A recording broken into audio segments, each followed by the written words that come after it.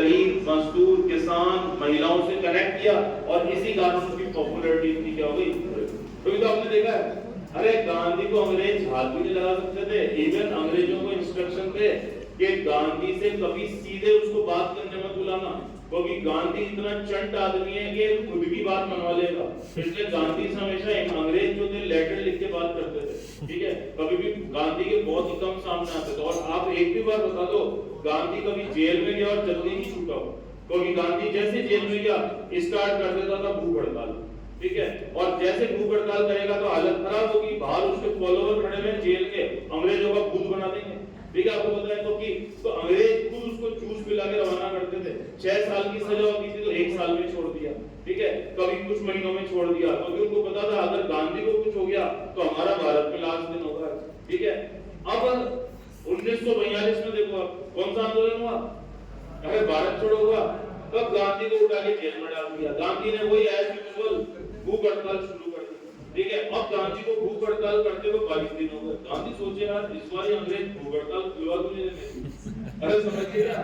तो गांधी ने अपने गुप्त सूत्रों से पता कराया, तो उसको पता चला, अंग्रेजों को पता चल चुका है कि 1942 में इतना बड़ा आंदोलन है, उधर सेकेंड वर्ल्ड वॉर चल रहा है, ब्रिटेन की आर्थिक स्थिति खराब हो चुकी थी और ब्रिटेन चाहता था कि भारत को वैसे भी 2-3 साल में छोड़ के जाना ही है, ठीक है।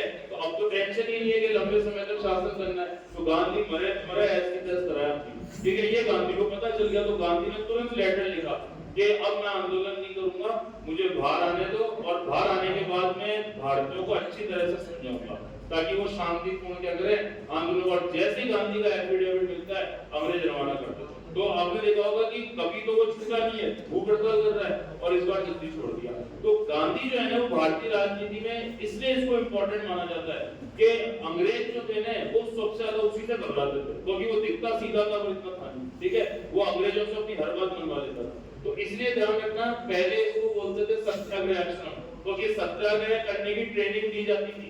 अरे ट्रेनिंग देता था गांधी कि भाई साहब गुस्सा मत आना, कितने भी जूते पड़ जाए, कितने भी पुलिस के डंडे पड़ जाए, गुस्सा नहीं करना है, और एक गाल पे मारे तो वही आप सबको पता दूसरा भी आगे कर दो।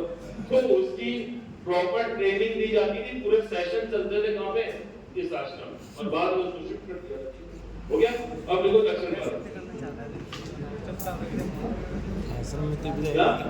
आश्रम में हाँ मैं एक्सपेरिमेंट बिल्कुल गुजराती भाषा में जो लिखी नहीं, जेल में रह के तो कुछ अंश लिखे थे उसके, बाकी तो जैसे हरिजन बुक लिखी थी, हरिजन सेवक संघ की स्थापना करी, तो जेल में रह के कुछ अंश लिखे थे किसने, गांधी, ठीक है। क्योंकि गांधी, अरे तो आप ये देखो अभी लोग इतने घंटे नहीं होते, अभी आप कोई बड़े नेता हो तो आप ज्यादा से ज्यादा 40-50 को इकट्ठा कर लो। गांधी उस जमाने में 10 मिनट के अंदर 2-2 लाख लोगों को इकट्ठा कर लेता था, समझिए क्या, कोई छोटी मोटी बात नहीं है। तो भी देखा था आज और कोई सोशल मीडिया भी नहीं होती थी, और 2-2 लाख लोग एक ही दिन में इकट्ठे हो जाते थे। अंग्रेज की हालत खराब हो जाती थी, यार ये क्या है, 2 लाख लोग एक ही दिन में इकट्ठे कर देते हैं, ठीक है।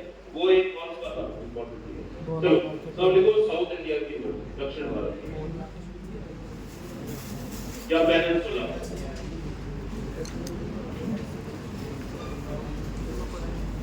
South India river.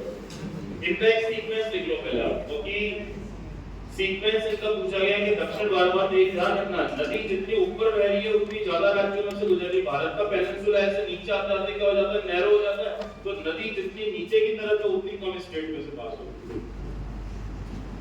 इसका एक सिंपल सीक्वेंस लिख लो पहले, फिर उसको बताओ।